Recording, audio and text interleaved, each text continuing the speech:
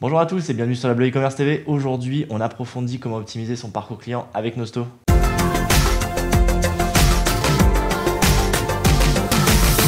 Je suis avec Thomas Boulet, directeur commercial de chez Nosto. Bienvenue Thomas. Bonjour. Alors Thomas, on avait déjà fait ensemble une précédente vidéo sur l'optimisation du parcours client. J'aimerais qu'on aille un petit peu plus loin aujourd'hui et voir comment on implémente déjà la solution Nosto sur un site e-commerce. Ok, l'implémentation elle est très simple, très rapide.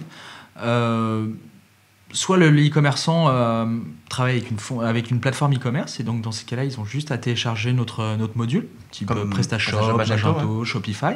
Okay. Ça s'installe en 2 minutes et ensuite ils ont juste les divs sont déjà posés en fait automatiquement.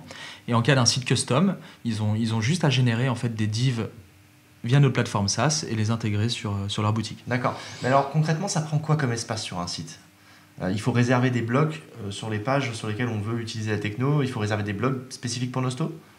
En fait, les blocs sont, dans le cas d'un module, les blocs sont déjà posés, mais évidemment, en intégration manuelle, il faut évidemment libérer de l'espace pour nos blocs. Ils ressemblent à quoi ces blocs ? C'est des blocs pour recommandation de produits, produits déjà vus, des choses comme ça ? Oui, effectivement, c'est des blocs de recommandation de produits. Alors, pas designés, natifs, et puis ensuite, ça va être à l'e-commerçant ou à l'agence e-commerce, en fait, de designer ces blocs et les rendre cohérents avec la charte graphique de la boutique. D'accord. Donc, la technologie Nosto aujourd'hui, c'est juste des blocs posés sur le site ? Ah non, pas du tout.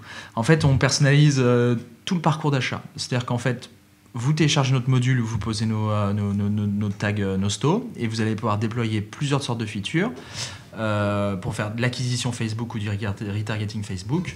Ok. Des blocs de recommandations personnalisés, du pop-up. On peut router des mails et vous pouvez aussi en fait personnaliser toutes les newsletters pour aller personnaliser plutôt dans un objectif de rétention. D'accord. Mais vous êtes aussi plateforme de mailing ou vous passez par des plateformes si j'arrive avec ma propre plateforme, ça fonctionne ?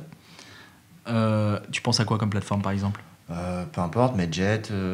Alors, ouais, là on s'intègre en fait à toutes ces plateformes parce que là c'est un vrai métier la newsletter. Ouais. Donc là on intègre nos blogs dans ces solutions. En revanche, on route aussi des mails, mais des mails un peu plus transactionnels de type abandon de panier, des emails We Miss You, des emails suivi de commande. Ok. Et alors, au niveau de la typologie de recos qu'on va faire et surtout des logiques qu'on va employer, vous avez des pages précises sur lesquelles vous intervenez sur toutes les pages du site ? Alors, le mieux, c'est d'aller intervenir sur toutes les pages du site, donc de la page d'accueil, de la page produit, de la page catégorie, page 404, page recherche également. Et ensuite, en fonction des verticaux, en fonction du setup, c'est d'aller essayer de pousser la recommandation la plus adaptée. Si j'arrive sur une page d'accueil et que le e-commerçant me connaît via Nosto, alors peut-être qu'il faudra me proposer des recommandations qui sont personnalisées. C'est-à-dire qu'en fait, on va connaître mon historique d'achat et en fonction de ça, on va me proposer des produits qui sont susceptibles de me plaire, mais avec une découverte de catalogue. D'accord, donc une logique vraiment adaptée au parcours de l'internaute. Exactement. Alors que si j'arrive sur une page produit, je vais cliquer sur un produit, par exemple des skis. Ouais. Là, j'arrive sur une page produit. Peut-être que ça peut être pertinent d'aller proposer des éléments d'upsell et de cross-sell en proposant en fait le casque et les chaussures qui peuvent aller avec. D'accord.